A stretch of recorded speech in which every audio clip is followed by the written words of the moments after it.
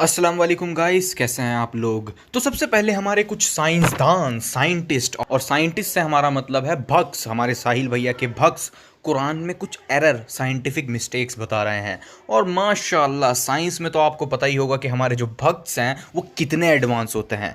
But उससे पहले हमारे साहिल भैया को सुनिए, उनका क्या कहना है। Okay, so what you have to say on this part. मतलब एक ये इतने छोटे से सेंटेंस में कि do the disbelievers not realise that heavens and earth were once together था, वो पहले वन मास कर दिया ने, then we split them apart. मतलब ये एक स्टेटमेंट में आई मीन पूरा बिग बैंग साबित हो गया। बिल्कुल समझ में नहीं आता, ये बिल्कुल हजम नहीं होता। So what you have to say mister. तो सबसे पहली बात तो ये है कि इस आयत को और बिग बैंग को हम इस वजह से रिलेट करते हैं क्योंकि इस आयत की एक्सप्लेनेशन खुद कुरान में या खुद prophet peace be upon him ने हमको नहीं दी है। अगर खुद prophet peace be upon him इस आयत का मतलब बता जाते या किसी हदीस में इसको एक्सप्लेन कर जाते, तब हम इस आयत को किसी और वे में इंटरप्रेट नहीं कर पाते। क्योंकि हदीस एंड कुरान इस आयत के मामले में साइलेंट है, इसी वजह से हम आज के दौर में इस आयत को बिग बैंग से रिलेट कर पा रहे हैं, वरना हम ना कर पाते।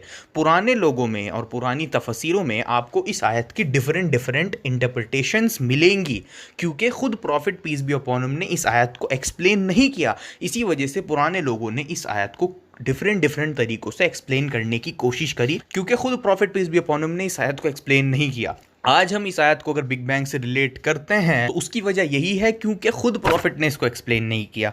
तो साहिल ने फिर कहा कि एक आयत से पूरा बिग बैंग कैसे साबित हो सकता है, ये तो सिर्फ एक आयत है। वन मास कर दिया ने, then we split them apart. मतलब ये एक स्टेटमेंट में आई मीन पूरा बिग बैंग साबित हो गया। बिल्कुल समझ में नहीं आता, ये बिल्कुल हजम नहीं होता। वेल साहिल, हमारे पास सिर्फ एक ही आयत नहीं है, हमारे पास सैकड़ों आयतें हैं जो बिग बैंग के बाद की स्टेजेस हमको बताती हैं। फॉर एग्जांपल, पहले तो कुरान कहता है चैप्टर 38 वर्स 27 में कि यूनिवर्स की भी बिगिनिंग है। यूनिवर्स हमेशा से नहीं है जैसे बहुत सारे मान्यताएं मानती हैं, और यूनिवर्स की भी एक बिगिनिंग है। और आज हमको पता है, मॉडर्न साइंटिस्ट हमको बताते हैं कि इस ऑब्जर्वेबल यूनिवर्स की, जो हमारे आसपास ऑब्जर्वेबल यूनिवर्स है, इसकी तो बिगिनिंग है ही है। मतलब ये जो यूनिवर्स जैसा हम आज देखते हैं ये हमेशा से ऐसा नहीं है, इसकी एक स्टार्टिंग है, एक बिगिनिंग है ऑब्जर्वेबल यूनिवर्स की। Point is, the universe, our visible universe, did have a beginning because we can measure it. Whether we liked it or not, or whether we think it's sensible or not, it actually did have a beginning, a cause not, a factor not in dispute. फिर chapter 21 verse 30 में कहा गया है, तब ये आयत आती है कि हेवन एंड अर्थ एक टाइम पर वन सिंगल थिंग थे, उसके बाद ये सेपरेट हुए। ठीक है, उसके बाद ये आयत आ गई जिसको हम बिग बैंग से जोड़ते हैं, इसको भी आगे मैं एक्सप्लेन करने वाला हूँ। फिर चैप्टर 41 वर्स 11 में बताया गया है कि एक टाइम पर हेवन जो है वो स्मोक की तरह दिखता था, और आज मॉडर्न साइंटिस्ट इस स्मोक वाली अपीयरेंस की फॉर्म को टेलीस्कोप से देख चुके हैं। इनफैक्ट मॉडर्न साइंटिफिक आर्टिकल्स में भी उस स्टेज के लिए यही सेम वर्ड स्मोक यूज़ होता है। तो बिग बैंग के बाद यूनिवर्स पर एक स्टेज ऐसी आ चुकी है कि जब वो वाकई में स्मोक की अपीयरेंस का था, जैसे कि कुरान में बताया गया। But where did this stable piece of real estate come from? We know that stars and planets, once upon a time, all started out like this, with enormous clouds of gas and dust. How we got from here to here, we haven't exactly figured out yet. But फिर कुरान आगे कहता है chapter 51 verse 47 में कि universe expand कर रहा है। Space is big, and it's getting bigger. But here's the thing. With the recent discovery that the expansion of the universe is accelerating, scientists are convinced that there is something in space that is pushing things apart. फिर कुरान में आगे chapter 21 verse 104 में कुरान के haven के बारे में बताया गया है। कुरान का जो हेवन है उसके बारे में बताया गया है, और कुरान कहता है कि क़यामत के टाइम अल्लाह हेवन को फोल्ड कर देंगे। यानी कुरान का जो हेवन है वो फोल्ड किया जा सकता है। एंड टुडे वी नो कि ये जो हमारा स्पेस टाइम का फैब्रिक है ये फोल्डेबल, बेंडेबल, ट्विस्टेबल फैब्रिक है। यानी कुरान में अल्लाह ताला हेवन को फोल्ड करने की बात करते हैं। एंड आज हमको ये पता है कि जो हमारा स्पेस टाइम का फैब्रिक है ये भी फोल्ड हो सकता है। तो In fact, space is so real, it can bend. Space can twist. And it can ripple. And फिर कुरान कहता है यूनिवर्स की अल्लाह ने जैसे बिगनिंग करी थी उसको रिपीट भी किया जाएगा। मीनिंग यूनिवर्स को जैसे बनाया था, फिर उसको ख़त्म कर दिया जाएगा, क़यामत आ जाएगी, और फिर ख़त्म होने के बाद ये यूनिवर्स को दोबारा क्रिएट किया जाएगा। यानी अल्लाह यूनिवर्स के ख़त्म होने के बाद अल्लाह यूनिवर्स को रिक्रिएट करेंगे। और आज के साइंटिस्ट भी हमको ये बताते हैं और एक्सेप्ट करते हैं कि यूनिवर्स ख़त्म होने के बाद मे बी यूनिवर्स जो है वो वापस से रिक्रिएट होगा, and it is most likely कि यूनिवर्स रिक्रिएट होगा ही, क्योंकि उनके पास कोई और एक्सप्लेनेशन नहीं है। क्योंकि ये यूनिवर्स बना है तो यूनिवर्स बाद में भी बनेगा ही किसी और तरीके से, यही साइंटिस्ट हमको बताते हैं। It is temporary. We're in this huge expansion right now, exponential expansion, but it's going to reverse itself. Instead of a red shift, we'll have a blue shift as the universe collapses and bangs once again. And the whole thing will start over again. If the universe collapses, what might subsequently follow is another Big Bang, another expansion. फिर कुरान कहता है chapter 14 verse 48 में कि एक दिन अर्थ को किसी दूसरी अर्थ में बदल दिया जाएगा और हेवन को किसी दूसरे हेवन में बदल दिया जाएगा।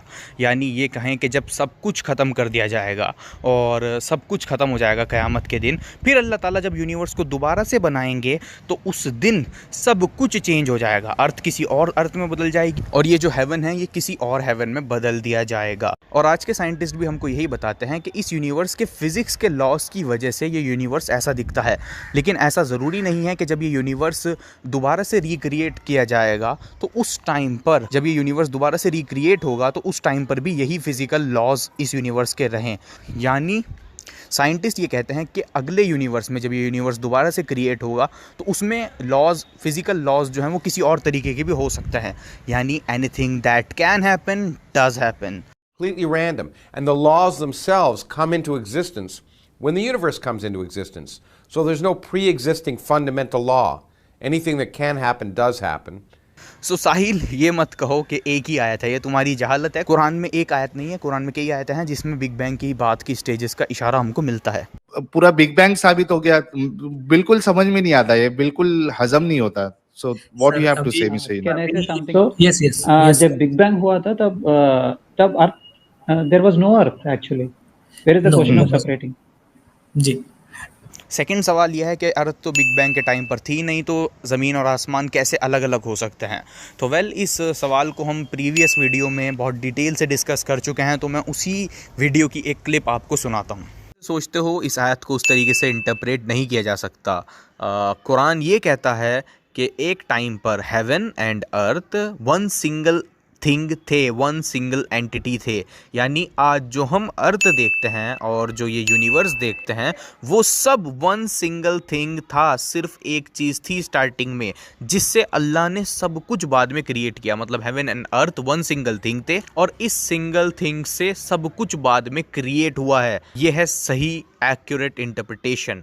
और बिल्कुल इसी तरीके से आज के मॉडर्न साइंटिस्ट भी बिग बैंग को एक्सप्लेन करते हैं। साइंटिस्ट कहते हैं जो कुछ भी आप अपने आसपास देखते हो, गैलेक्सीज वगैरह, जितनी भी बिलियंस ऑफ बिलियंस गैलेक्सीज हैं और हमारी 4 फंडामेंटल फोर्सेस, वो तक वन सिंगल थिंग थी, जिसको साइंटिस्ट एनर्जी कहते हैं।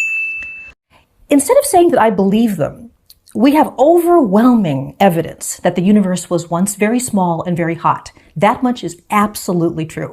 Got here. Most scientists think it has a lot to do with the Big Bang, when basically everything started out compressed and very, very hot. Then, at some point around 100 decillionths of a second after the Big Bang, something triggered cosmic inflation. सबसे पहले इस चीज़ को समझें, जो ये big bang का point था ये कोई सिंगुलैरिटी नहीं थी, बल्कि the physical state of the universe in the plank era research paper में इस चीज़ को बताया गया है कि प्लैंक एरा में मैटर एंड एंटी मैटर नहीं था। और साइंटिस्ट बताते हैं कि इस पॉइंट पर कोई मैटर, कोई एंटी मैटर, कोई मैस कुछ नहीं था, सिर्फ प्योर एनर्जी थी। उसके बाद ये प्योर एनर्जी सब कुछ बन गई जो भी हम आसपास देखते हैं। हमारी 4 फंडामेंटल फोर्सेस के बारे में भी यही बताया जाता है कि वो भी नहीं थी बिग बैंग के टाइम पर, और सिर्फ वन सिंगल एंटिटी थी, वन सिंगल थिंग थी। उसके बाद ये वन सिंगल थिंग सब कुछ में बदल गई जो भी हम अपने आसपास देखते हैं। यानी जो कुरान में कहा गया है वही साइंटिस्ट कहते हैं कि इन द पास्ट सब कुछ वन सिंगल थिंग था और सिर्फ एनर्जी थी। क्लिप सुनिए। Million light years or more, all of the stuff that we see was actually compressed into a space smaller than an atom, a volume smaller than an atom. We don't have the physics that describes how that would work. That is so much mass, so much energy in so little volume. I mean, at this point there wasn't even mass, just basically pure energy. That right now our physics doesn't go there. It's the moment when everything we see, all 100 billion galaxies, each of which contains 100 billion stars, all of that material was compressed in a region which was infinitely small.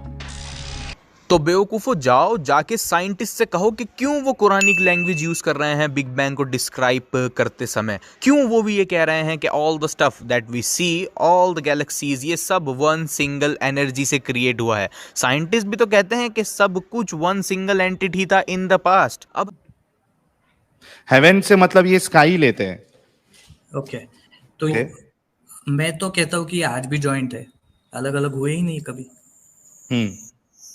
आज भी अर्थ जो है वो sky में ही float कर रहा है, space में ही है।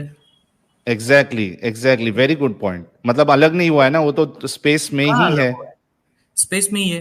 अगर झूठ है तो सैटेलाइट से इमेज निकाल लो कहाँ पे आए।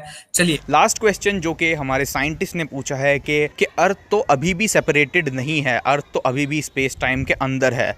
वेल इट इज़ इलॉजिकल, क्योंकि जब हम कहते हैं कि ज़मीन और आसमान एक थे, यानी वी आर सेइंग कि वो इनडिस्टिंग्विशेबल थे। स्टार्टिंग में एक ही मटीरियल था जिसको बाद में इन सब चीज़ों में, इन गैलेक्सीज़ में, इन स्टार्स में बदल दिया गया और आपके खाने के मसालों में, फल फ्रूट्स में बदल दिया गया। यानी इस पास्ट में सिर्फ एक एनर्जी थी जिस एनर्जी को बाद में सब कुछ में बदल दिया गया। एंड मॉडर्न साइंटिस्ट भी हमको ये कहते हैं कि उस टाइम पर मैटर और एनर्जी भी इनडिस्टिंग्विशेबल थे। Everything in the universe collapsed into a single megadense point. And before that, we don't know what was going on. We have ideas, which we'll get to later, but we don't really know. And we can't study that megadense point because we were part of it. Everything was in there. Essentially, at this point, matter and energy are the same. They're indistinguishable from each other, called inflation theory. As the trillionths of a second ticked by, matter and energy cooled off enough to separate from each other. तो यानी simple सी बात है, उस time पर सिर्फ एक ही चीज़ थी जिसको बाद में बहुत सारी चीज़ों में बदल दिया गया, ना कि वो कंप्लीटली सेपरेटेड हो गए।